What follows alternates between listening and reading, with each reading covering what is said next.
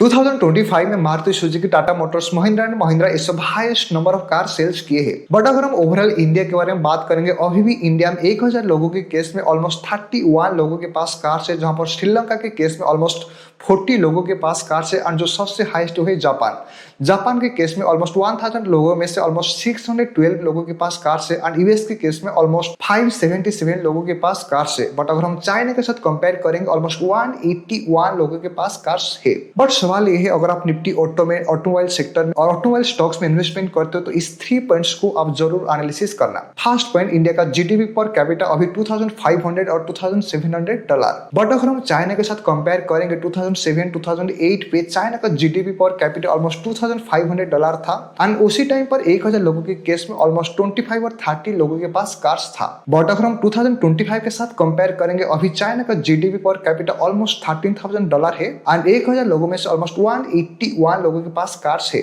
सवाल ये है, क्या इंडिया का जीडीपी इतना तेजी से बढ़ पाएगा? जब जीडीपी पर कैपिटा बढ़ेगा, जब पर कैपिटा इनकम बढ़ेगा, तब जाके बड़ा बड़ा कंजप्शन हो पाएगा। जो सेकंड मोस्ट इंपोर्टेंट पॉइंट है, फाइनेंशियल ईयर 2025 में old and used cars almost 56 lakh unit sale हुआ है, जहां पर new cars almost 41 lakh unit sales हुआ है। And third most important point, India के केस में इनकम डिस्पैरिटी बहुत ज्यादा है। जो हाई इनकम लोग हैं उनका इनकम बहुत तेजी से बढ़ रहा है, जो लो इनकम है उनका इनकम इतना तेजी से नहीं बढ़ रहा है।